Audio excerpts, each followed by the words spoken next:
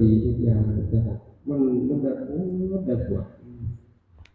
รู้สึกมันบ่มีความสุขในใจปวดเนี่ยพวกกับลายมือลายวันแล้วคิดอีตนเนี่ยเราคือสิจะปวดแห้ง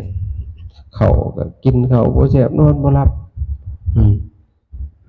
โอ้เนาะเฮาหักเราแบบได้เราอยู่นำเฮาเราคือสิบ่มีความสุขดอกเราสิปล่อยให้เราอิสระซะอืมย้อนว่าหักเมียเลยปล่อยอืมเอ้าให้ข้อยเสียอนุญาตให้เจ้าบวชจะบวชก็บวชเพราะว่าอนุญาตให้บวชดีใจบอกว่าอีกเจ้าอยากเอาเมียก็เอาโลดอยากเอาไผก็เอาที่ว่าที่จะมักก็บวชเพราะว่าบวชแล้วมีความสุขอืมปฏิบัติธรรมจนมาบ่ดนบ่ท่องเอ้ามารบาด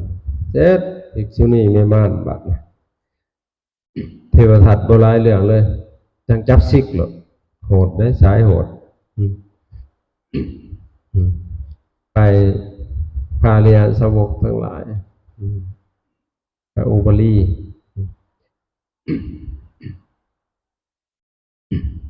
ถึงเชี่ยวชาญทางด้านวินัย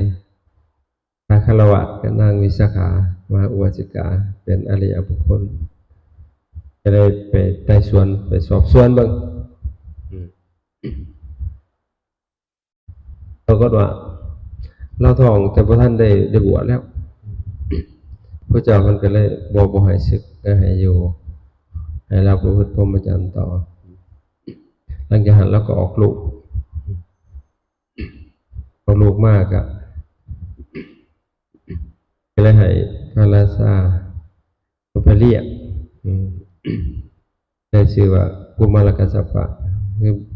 บุตรที่กุมารที่พระราชาเอาไปเลี้ยงนะแล้วก็เอาแล้วบานพกได้ลูกรถชากลูกคิดนอนลูกนางสมาธิก็คิดนอนแต่ลูกมันบ่เป็นมันปฏิบัตินะความผูกพันที่เป็นตนาหักลูกคือเสือผูกคอตนาพอหักเมียคือปอกผูกศอกตนาหักเขาของคือปอกสุดตินมันผูกมัดไปฝ่ายลูกก็หูประวัติตัวเองเนาะโอ้เฮานี่เกิดขึ้นมาก็ให้แม่คายหน้าคายตาบ่ดีเด้เฮาการเกิดของเฮานี่บ่เป็นเรื่องแล้วในที่สุดก็อยากบวชเต้นหน่อยในที่สุดจนได้ออกบวชเป็นสามเณรกุมารกัสสปะปฏิบัติธรรมบรรลุเป็นพระอรหันต์จนบวชเป็นพระเทศเก่งจะถ่ายกับมาเทศโปรดแม่ได้ยินเสียงซื้อลูกซื้อเก่าสถานได้ใจคิดหอดลูกแห้งฝ่าวแลนมาหาลูกว่ามันไกลไม่ลูกอ่อนมาหอดลูกหายหัวสับเบาภาษาคนเฮาโอ้ยสิมากินหอดกันเนี่ยมันตายอยู่ในวัฏสงสารเนี่ยบอกฉันบวชมาเถ่าตายใช้ซื่อๆบ่เห็นทำอย่างสิมากินหอดกันอยู่นี่บ่ฉันนะเราก็ตะขอบใจเครียดบักย่างใหญ่ได้เครียดให้ลูกโอ้ยว่าจะคิดหอดมาสะดุนมาเห็นแบบว่าด่าเอาบ่ดอกกับคนอื่นหันคือมาเว้าดีเว้ามวนแต่สอนเครียดให้ลูกอย่าต้องพกคิดหอดหัวมันดอกลูกสิแล้วก็ตั้งใจปฏิบัติบรรลุเป็นพระอรหันต์ได้ย้อนลูกหายหัวขอเข้ามาบัดนะเขาเป็นพระอรหันต์ฉะนั้นว่ากราบขอเข้ามาแม่ลูกก็ไปขอโทษขออภัยขอเข้ามาแม่เช่นกันบ่ได้ย้อนการตัดปัญหาของลูกก็เลยบ่ได้บรรลุธรรมมัวคิดหอดกันที่นี่ไฟผู้มีลูกทั้งหลายก็เป็นห่วงลูกหักลูกหลายอยากให้ลูกมีความสุข พอมาเห็นพระภิกษุเพราะเขาเจ้าจิตใจเขาเจ้าสงบเนาะวางจากนิวรธรรมมันผ่องใสโอ้อ่อนซอนเสียลูกเข้ามาอยู่จังสีแล้วเว้ยมันจังสีมีความสุขนะได้ถามลูกว่าก็รอลูกสิบวชอีดีบัดบวชไปส่วนหมู่ไม่อีกได้บัดแต่ว่า16 คนมันยังเป็นจัวหน่อยอยู่นั่นบวชไปวัดผู้ได้ตะกี้เป็นพระท่านได้บัญญัติได้สิครับว่าโน่บวชมาเต็มวัดมันจัวองค์ใช่ไหมไปว่าคำมาไปหิ้วเข่าบันให้สนั่นด้วยวันนี้เอาแล้วจริงจังได้คือมามียังคู่ยังคือมาหายก็ตื่นหนึ่งน้องพระพุทธเจ้าก็เลยเดี๋ยวเข้ามาหามันยังบ่ทันก็อายุบ่ทันหอดเศร้าความอดทนยังใส่บ่ได้นะกันก็เลยได้บัญญัติมาเป็นในขึ้นมาให้บวชมันบุคคลผู้อายุบ่ทันถึง20 ปีบ่ให้บวชเป็นพระภิกษุเพราะความอดทนมันบ่ทันได้อดทนต่อความหิวกระหายหิวนี่แหละหิวข้าวหิวน้ำแล้วก็อดทนต่อทุกสิ่งอย่างยังบ่ได้ก็มาเป็นพระภิกษุเฮาก็ประพฤติพรหมจรรย์ด้วยพระวินัยพระธรรมวินัยมันบ่ได้เนาะเพิ่นก็เลยบ่อนุญาตให้บวชเป็นพระสังเกตบ่ขนาดเป็นพระเนี่ยพวกเขายังอดบ่ได้ที่เขาก็อยากซื้อยังมากินสุรุ่ยสุร่ายนะซื้อในหมักอันนั้นอันนี้มาเก็ตแบบว่ายังเราก็หิวก็หาเป๊ปซี่ก็หาวันตินหากาแฟแล้วบัดนี้ขนาดเป็นพระได้เขายังอดบ่ได้ฉะนั้นได้เป็นเนรบัดขนาดเขาบอกว่ากินจุบจิบดอกมันเสียเป็นนิสัยนะฝึกมามันอดบ่ได้เห็นแก่ปากแก่ท้องมันสิประพฤติพรหมจรรย์ได้จังได๋นะกิเลสสิเฮาสิละหันบ่ได้มีตัวตนเลยมันบ่มีตัวตนเฮาสิไปละมันได้จังได๋สิ่งที่เฮามองเห็นอยู่เฮายังละบ่ได้นะเห็นอยู่นี่ด้วยตาเปล่าก็มองเห็นนะเฮาก็ละมันบ่ได้กิเลสมันบีบคั้นจิตใจนะอดบ่ลมทนบ่ได้ทำบ่ได้ก็หายอยากหายก็ยังบ่เห็นมันเลยบัดนี้ดังนั้นเฮาบวชมาเพื่อสิฝึกตนเพื่อสิละจริงๆก็เพื่อสิละกิเลสตัณหามานะทิฏฐิมันบีบคั้นเฮาทรมานเฮาตายเกิดในมหานรกสงสารดับสาบบ่ได้นะแต่เฮาก็ยังให้กิเลสมันต่อรองเฮาอยู่ตลอดกาลเลยนะมันต่อรองเฮามันสิเฮ็ดแนวดีบ่ได้มันก็ต่อรองแล้วมันสิดึงไปแนวบ่ดีแล้วแนวให้มันต่ำๆลงมันคือกันกับน้ำน้ำมันสิไหลลงแต่ทางต่ำใจน้ำไหลลงแต่ทางต่ำบ่ฮอนไหลบกขึ้นเมื่อกำไฟดอยมันจะเทลงก็แล่นลิบๆหาทางไปแล้วนั่นน่ะลงทางต่ำจิตใจของคนก็คือกันสังเกตดูบ่สิไหลลงต่ำๆเว้นแต่จากว่าบุคคลผู้ที่สละเฮากั้นให้มันไหลขึ้นนูนขึ้นสูงก็ได้น้ำหั่นนะถ้าเฮากั้นได้มันก็สินูนขึ้นไปทางสูงกิเลสเท่ากันคือกันนะเท่าบ่ตามใจหัวมันนะมันก็หยุดฝึกไปฝึกมาบาดมันก็คงอยู่ได้นะแต่เฮาฝึกได้กันจันเลยบ่ได้ฝึกเพื่อสิให้มันเป็นที่พึ่งให้เฮา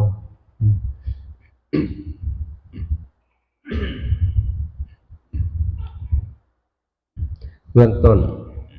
ก็ได้ข่มใจได้ข่มใจได้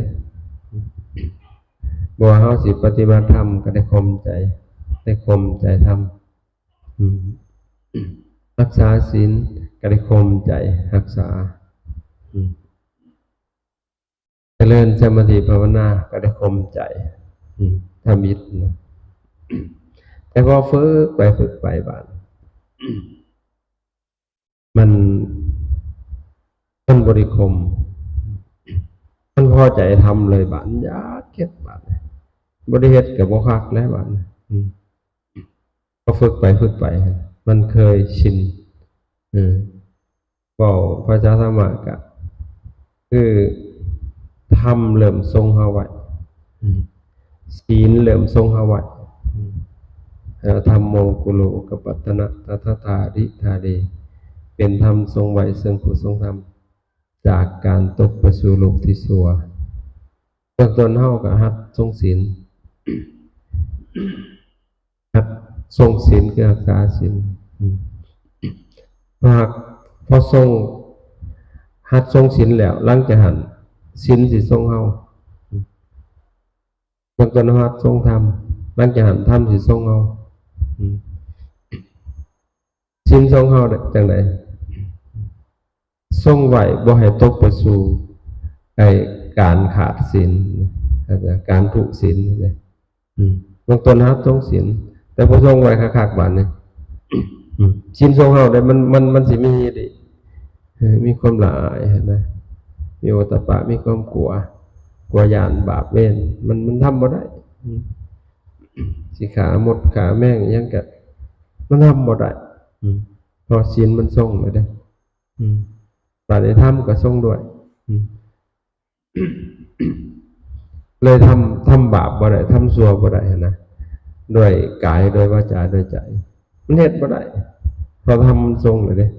มันบ่ให้ตกไปสู่โลกที่สัว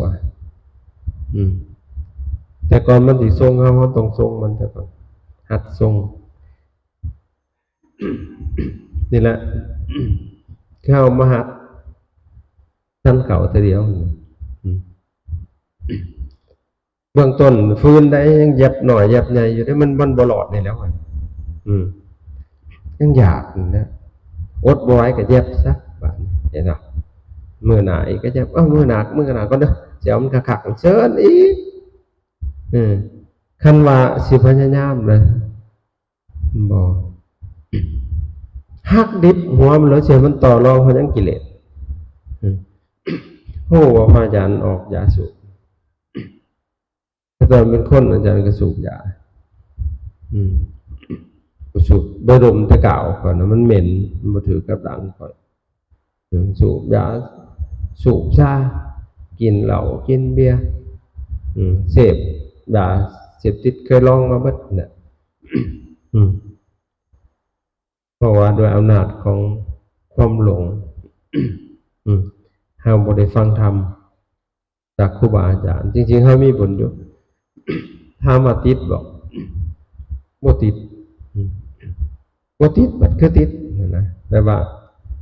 เฮาสูบยามกินข้าวแล้วจักสูบน้าเฮ็ดเวียกผัดบ่สูบได้มันเมื่อยต่างหมู่อยู่เฮ็ดเวียกไม่เมื่อยบางคนจักสูบยามันแฮงโง่คักมันแฮงเหนื่อยตื่มสูบบ่ได้เพิ่นคันยามกินข้าวแล้วพักผ่อนจักสูบการเฮ็ดเวียกเมื่อยบ่มาก็ได้ใจสิลูกสิขาดบ่สูบเด้บางคนสูบไปนำเฮ็ดเวียกไปนำบาดเอ้ยจังได๋หั่นน่ะก็เลยมันเศร้าบัดจักสูบแล้วก็เมาแล้วก็ยานะบ่ถึงกันว่าสิบ่ได้จักดีนี่บ่สูบบ่เป็นปานนั้นนะพอมาบวชบาดพอมาบวชปุ๊บเนาะมันก็เตรียมไว้แล้วได้ยาชื่อว่าเป็นตุ๊ดโลดแล้วสิเตรียมไว้หั่นได้มันสิบ่ได้ออกไปนอกก็ยังบ่สะดวกเด้มาวัดเข้ามามันก็อุวังสังขยามันบ่เฮ็ดหยังมันสิเทียบไปสูบยาติบ่เนาะสูบเข้าไปพันเมาบัดเพราะเฮาบ่เคยสูบติดต่อกันฮอดกอกฮอด2กอกจักเทื่อหั่นนะมันสูบกอกนึงก็ถิ่มพอแล้วสูบสุดกอกนึงเลยนั่งอยู่บ่ดนยิดสูบอีกนะโซยเมายาติบัดโอ้เมื่อย ให้หมู่อันนี้ซะอันนี้ซะบัดออกไปจังสิสุขสิพักผ่อนเพิ่นว่าเพิ่นมีการสิพักผ่อนอีกได้อืม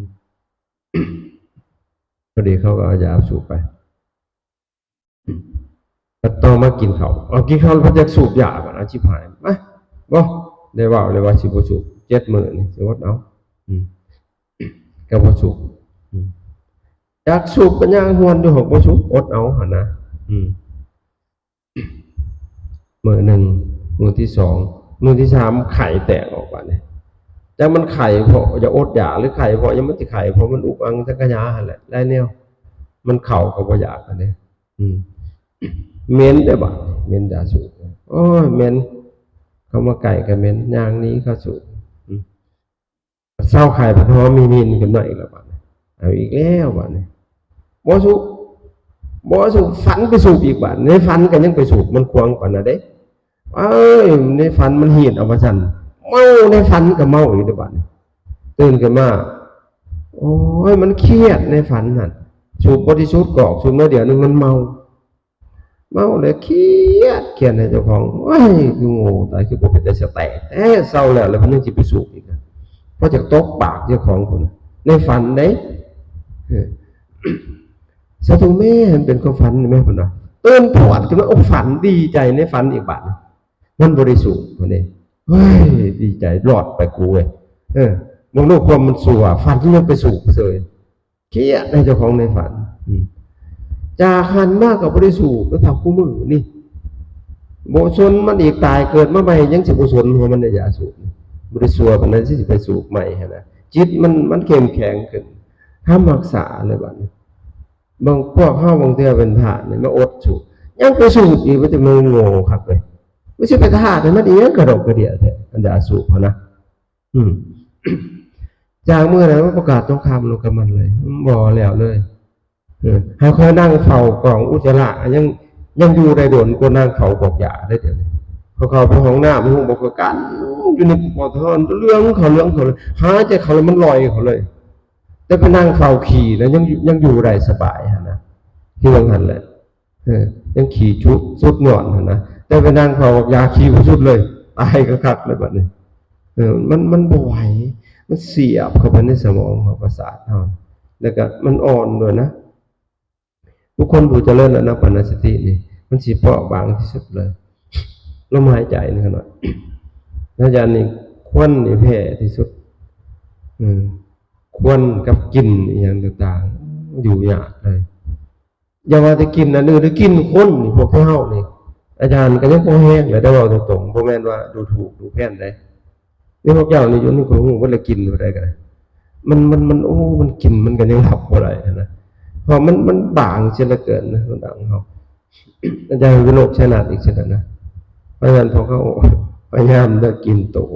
ขาเขาเนี่ยแหละก็หน่อยมันมีกินหนึ่งบางคนสูบยาแต่ที่ไม่กินบางคนนอกจากเกิดจากกินอาหารตั้งแต่เอาผ่าเขานี่นะมันบ่แห้งขนาดเขาคุ้มเมื่อออกนะเขาไปป้าไว้นะมันสิสับไว้ในหันเลยนะแต่ชิมีกินเขาโมโหเรากินเขานะแต่อาจารย์นึกโมโหกินแต่ของแต่ว่ากินพื้นที่หูหรอกกินแต่ของโมโหแต่ขณะหูชื่อกว่าที่กินแต่ของโอ้หนักแล้วขนาดแม่นได้ขนาดระวังได้เขาไปวินบาทสักหน่อยเขาสิใส่แฟบให้เขาใส่ยาหนักโอ้เขาคือฉลาดแต่ประเทศเขาที่กินไปเนี่ยจำไม่หมดเขาที่กินเขาแล้วนะเขาแฟบใส่เขาอย่างใส่นะก็นั่นให้รักษาเด้อผ่าในยามฝนนี่ระวังถนนมันซีเมนต์เขาเห็นเท้าตากผ่าไว้เวลาเขามาปุ๊บเขาพึ่งกระโดดนะขั้นใดมันเศร้าทำกินต้มผ่าเนี่ยนะต้มนำห่อนเดี๋ยวให้มันเดือดได้แหละมันเดือดมันจะเห็ดผ่าหัวทองหลังจากหั่นปงออกมาให้มันนั่งห่อนจำหนึ่งเอาผ่าจุ่มมากกว่าหั่นแล้วหลังจากหั่นก็มาสักแผลปั่นสักแผลออกดีๆจังมาใส่น้ำยาปลาพนุกเนี่ยแล้วมันจะบัดกินใช่ไหมแล้วก็ตัวใดมันเกี่ยวข้องกับที่เฮาอยู่หันมันสิติดบัดคือเก่าเพราะอาจารย์เห็นพระองค์หนึ่งแต่ก่อนอ๋อตัวกินเหล้านี่ผมบอกหัวเลยโมเมนต์แต่เป็นเจ้าของคนเดียวเบิดเลย เราเข้ามาจนลบโตเราเลยดีกว่ากินนะเราก็หูได้เรากินศีลกินธรรมเราโอ้ตายรถว่ะปุ๊กอ่างเลยเพราะฉะนั้นพวกเขาต้องรักษาเด้อเขาเป็นพระนี่ผ้าเก้ายุทธหัยสะพระพุทธเจ้าเพิ่นบ่ได้เน้นสีสุดสีงามได้เก้าแต่ว่าให้สะอาดขนาดการต้มนี่สิได้ดีที่สุดนะครับถ้ามันมีกลิ่นต้มมัดต้มหดมองอยู่มันนอนเท่ากูแล้วทันแต่ให้มันนั่นแท้ผ้าคุ้มผ้าอย่างต่างๆเสื้อสารอาสนะที่เฮาอยู่มันสิมีกลิ่นสับจนหันเหือเฮาลงไปนะนักได้ขนาดเพราะนั้นก็รักษาแต่โยมก็เจ้าไปบิณฑบาตเฮาย่างกายเขาจะติดกินเขาเนี่ยเสียอาจารย์นักสังเกตได้สังเกตบนเขาเจ้าขึ้นไปบิณฑบาตผมบ่ติดกินก็บอกว่าเสียวมันหน่ายขนาดนั้นควรรักษาให้ดีหาเนี่ยนะอย่าไปโมกไว้ขนาดมันจะเฮาตากบ่แห้งเฮาม่านก็อับมันสิมีกลิ่นหน่ายเขาเจ้าเดี๋ยวเขาจะสิว่าพระจังได๋อันนี้เขาจะเห็นทางอยู่ป่าก็บ่ซักเขาจะนะฉะนั้นตั้งใจมาฝึกหัดตนแล้วก็มันจนมันเป็นนิสัยไปแล้วอยู่ผู้เดียวมันเกิดเข็ดเลยผมบอกคืออาจารย์ไข่บางครั้งจนโมโหว่าตัวเองไข่โหอะไรในลมมันร้อนที่ละเกินในแม่นแหละแม่นไข่อาจารย์ไม่ได้กินยาง่ายๆเลยนี่ยาเป็นเส้นนี่จนมันอักเสบจะได้กินยาต้านเชื้อกับอะไรบ้างมาโฮมยาเห็นเสียงก็เปลี่ยนมันร้ายมือเสียละเกินมันเป็นมันบ่ม่วนมันเป็นปวดบัดน้ำกระตนกระโตมันก็ลมหายใจมันร้อนมันไข่มันต้องไข่มันทั้งหอนนะย้อนเราฝึกมาแหละอยู่จนได้ก็อยู่บริสุทธิ์กับอย่างอยู่อย่างนั้นแหละแต่ก็บ่ฟุ้งซ่านอีกบ่ดอกบ่เซ็งคือพวกเฮาดอกพวกเฮานี่เซ็งเด้อยู่จังนั้นเซ็งเด้แบบว่าอยากไปเซ็งจะห่วงนะบัดมันขาดการฝึกตนอบรมตนตั้งใจฝึ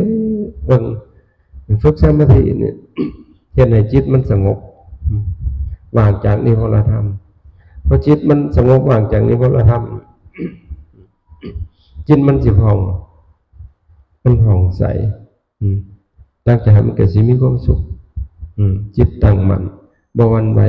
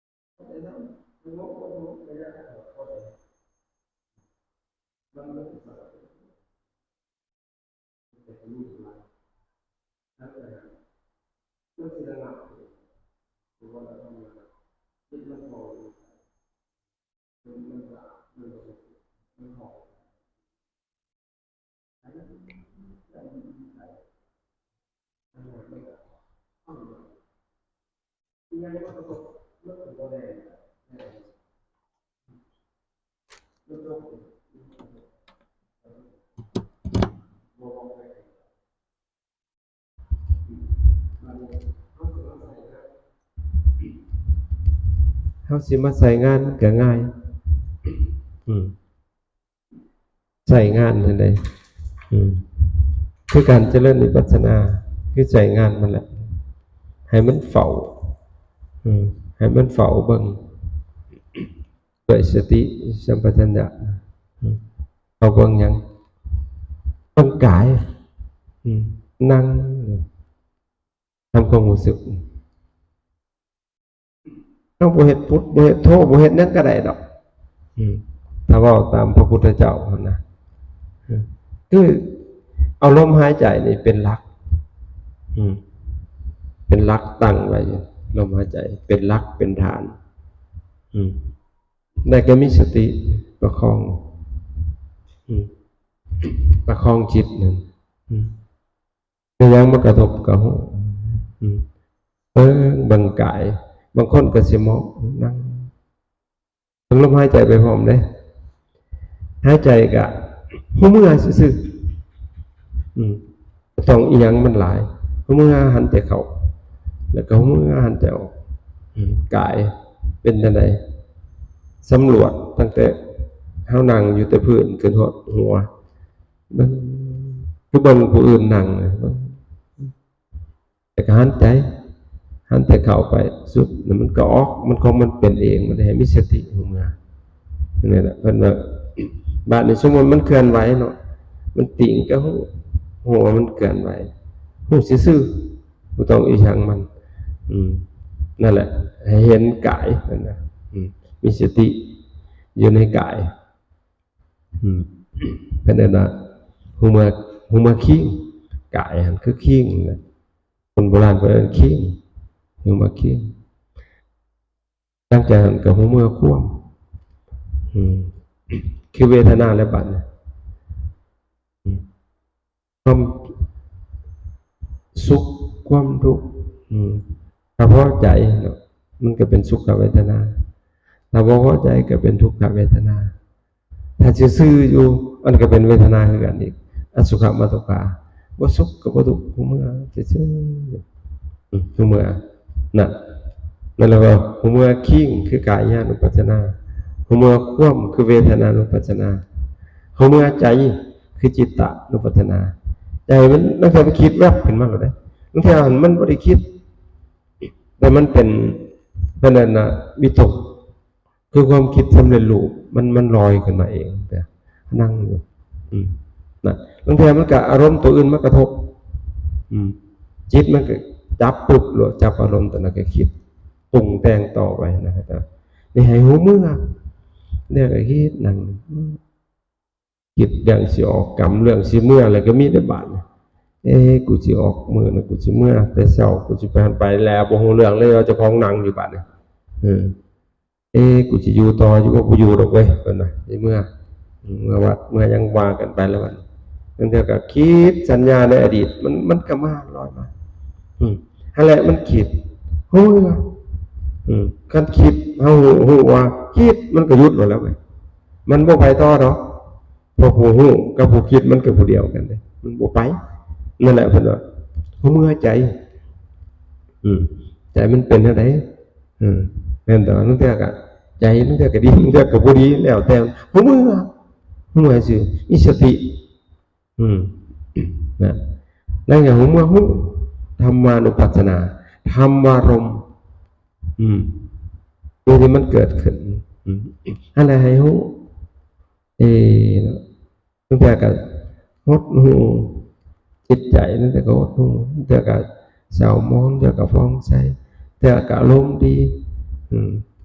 เอาหูมันนั่นแหละมันเป็นเพียงอารมณ์ซื่อๆที่มากระทบในจิตในใจของเราอันนั้นเป็นธรรมอารมณ์หูมือหูซื่ออันนี้เฮาบ่มีกำลังพระสมาธิบ่มีกำลังสิมาพิจารณาตัวนี้สติก็อ่อนบาดนะพอว่ามากระทบกระแลนเลยบาดนะหูได้ยินเสียงก็ไปแล้วเขาบอกให้เฮาว่าเอาอีเลยเขาเรียกว่าซื่อเขาดูถูกเฮาเอาอีแล้วมันบ่มีเฮามีเขาตรงนั้นนะ มันบ่มีตัวมีตนนะแต่ว่าเฮาไปยึดเด้ยึดเป็นตัวเป็นตนจังน้อยก็พอใจผู้นั้นผู้นี้บ่พอใจไปแล้วบาดจิตนะจับตัวนั้นร่างตัวนี้ไปจับตัวนั้นมันก็บ่แม่นสมาธิแล้วมันสมาธิแล้วมัน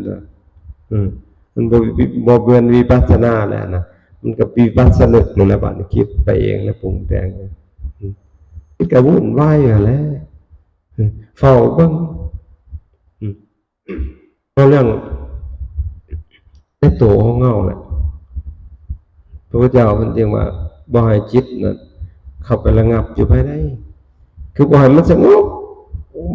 มิดจิรีอยู่ในในหั่นนะอาจารย์แล้วก็บ่ให้จิตน่ะส่งออกไปภายนอกเฮาน่ะส่งออกไปภายนอกมันก็วุ่นเลยไปเนาะคนนึงได้ไปหาจับผิดผู้อื่นเฉยอยู่หัวเจ้าของผมก็จับผิดมันเลยนั่งซ้อมมึงนี่นะตั้งสติไว้สุภานั้นนั่นทีเดียวซ้อมนั่งคิดปิ้งขึ้นมาโอ้คิดเยอะก็จะหัวแม่มันแหละคิดแล้วพ่อโหลดนี่หยักเมามันมาใส่ลมสูบลมเข้าเต็มท้องปล่อยลมออกคิดจึ๊กยุดจึ๊กไปแล้วโอ้คิดบ่หาหัวมันออกซ้อมเอาแม่ลองเห็นมึงไหมจังน้อยมันก็เริ่มสงบเขาแล้วมันเริ่มอยู่สิเงียบด้วยป่ะอันความสงบสิมาที่หลังเหตุแบบสินะเพราะนั้นว่าวิปัสสนานำหน้าสมถะสิตามมาที่หลังบางคนบอกจะเริ่มสมถะก่อนดึงลมหายใจจืดจัดเข้าไปอยู่ในอารมณ์อันเดียวถอนออกมาได้คันไปถอนเลยวิปัสสนากับบุเกิดอีกคือเขาเข้าไปอยู่หันสงบแล้วถอนออกมามีความรู้เมื่อรู้สึกตัวพองในกายในเวทนาในจิตในธรรมเบิ่งอารมณ์มันต่างๆที่สิมากระทบว่าสิทางกายว่าสิเป็นทางจิตว่าสิเป็นอันทางเวทนาทางธรรมเมื่อบ่เที่ยงให้เห็นให้มองทุกสิ่งอย่างเป็นไตรลักษณ์เป็นอนิจจังบ่เที่ยงเวลามันทุกข์เกิดขึ้นบ่เที่ยงหรอกแล้วก็เป็นทุกข์ความบ่เที่ยงนั้นสิเป็นทุกข์เพราะมันมีแต่สิดับไปนะแต่ว่ามันทนอยู่บ่ได้นะมันเป็นทุกข์แล้วก็อนัตตามันบ่มีตัวตนมันบัญชามันบ่ได้ดอกมันเป็นโดยกฎของมันนะซ่อมเบิ่งให้เห็นเป็นจังซี่สังเกตว่าเฮานั่งเบิ่งนั่งไปนั่งมามึนขาถ้าบ่สนใจมันบ่ได้ไปเศร้าแม่นบ่เศร้าแต่มึนจักไปตายทันได้เบิดอันมึนแล้วเย็นได้บาดบ่เที่ยงเนาะมันเกิดขึ้นมันตั้งอยู่มันก็ดับไปอย่างเช่นเฮามีความสุขนี่คือกันบ่ได้เที่ยงอีกได้สุขเหมือนกันคราวเดียวจังน้อยก็เปลี่ยนอีกแล้วบัดนี้บ่ทันมันอีกแล้วบัดนี้ทุกข์มาแทนบ่พอใจบ่พอใจให้ฮู้ซื่อๆฮู้มันก็ซ้ำนี่เนาะสุขนี่ก็ซ้ำนี่เนาะทุกข์ก็เป็นแบบสิเนาะบ่พอใจก็เป็นแบบสิเนาะพอใจก็เป็นแบบสิเนาะฮู้ตอนนี้นะบ่ได้ยึดมันก็หายไปมันก็ดับไปเนี่ยแต่ความบ่เที่ยงยังก็บ่เที่ยงบาดนี้มันเห็นใหญ่ขึ้นบาดนี้เอาละบาดโลกทั้งโลกนี่ก็บ่เที่ยงได้นี่มันก็สิแตกดับด้วยกันสัมปทานยังจำโตเฮานี่ตัวน้อยๆนี่แม้แต่อีหยังก็บ่เที่ยงให้ฮู้จังซี่ถ้าเฮาเข้าไปเป็นเจ้าของมันบ่ได้เลยถูกหรอกฮู้แล้วก็วางฮู้แล้วก็วางจิตมันก็สงบเองมันบัดอันนี้เฮาไปเป็นเจ้าของมันเบิดมันก็ทุกข์แล้วไปเนาะเพราะมันบ่เที่ยงกันแล้วมันก็ทุกข์ไปยึดไปเป็นเจ้าของมันเฮาเฮ็ดวิปัสสนานี่บ่แม่นแต่นั่งดอกเฮ็ดเวียกอีหยังอยู่ก็อยู่กับมันว่ามีหูเมื่ออยู่ตลอดนะหูเมื่ออยู่ตลอดแล้วสิบ่เป็นทุกข์เพราะจิตสิบ่ได้เข้าไปยึดไปอุปทาน นั่นเรียกว่าอาตาปิสัมปัสสโนสติมาวิเนยโลเกอวิชชาโทมนัสสังมีความเพียรนะมีสัมปชัญญะมีสติถอนความพอใจและความบ่พอใจออกจากโลกเสียได้ห้าวผัดคันโบติดอันหนึ่งผัดไปติดอันหนึ่งพอใจไปพบเอียงขึ้นมาพอใจในสิ่งนั้นนั่นจะหันอีกผัดบ่พอใจอีกบัดถึกแนวบ่มักอะไรครับหันมันเลยทั้งบวกและทั้งลบเข้าใจบ่เพราะฉะนั้นถอนความพอใจและความบ่พอใจออกจากโลกเสียได้ก็ต่อเมื่อมีความเพียรในเพียรสี่อย่างเป็นอันว่าสมัปปทานสี่มันก็อยู่ในโพธิปักขิยธรรมจริงๆแล้วโพธิปักขิยธรรมเนี่ยมันจะเริ่มพร้อมกันเบิดเลยมันจะเริ่มที่ละข้อได้ธรรมที่เป็นฝักใฝ่ไปสู่ความตรัสรู้มีอย่างไรเป็นมหาสติปัฏฐานสี่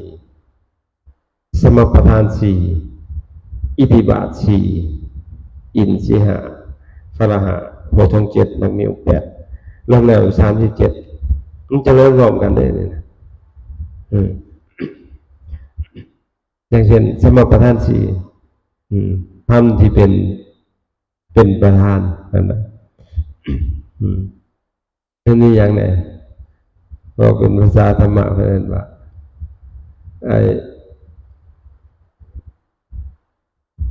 อาหารประทานคือเพียรละบาปภาวนาประทานคือเพียรสร้างกุศลสร้างบุญสังวรประทานคือเพียรระวังบ่ให้บาปเกิดขึ้นอนุนักขณประทานคือเพียรรักษาแล้วนี่เพียรละเพียรสร้างเพียรระวังเพียรรักษาอย่างไรกุศลจิตประคองตั้งจิตไว้เพื่อจะละจิตอกุศลที่มันเป็นบาปอกุศลที่มันมีอยู่เพื่อสิละมันนั่นแหละเพียรละเพื่อเป็นประหารประทาน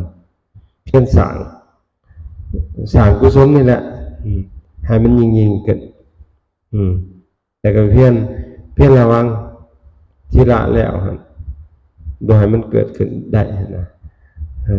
แล้วก็เพียรรักษากุศลคุณงามความดีที่เราสร้างไว้มันมีส่ำใด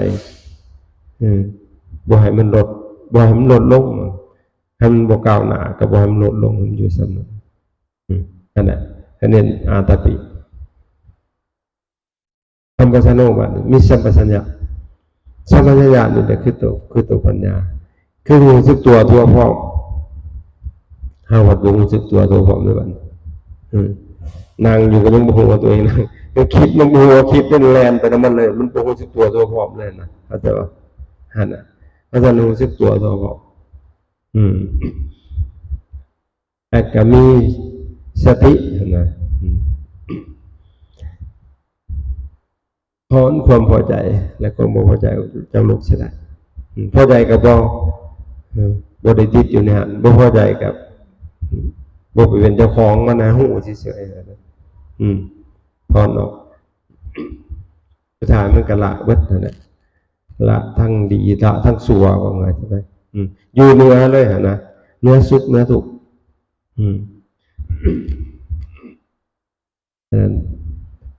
ตั้งใจ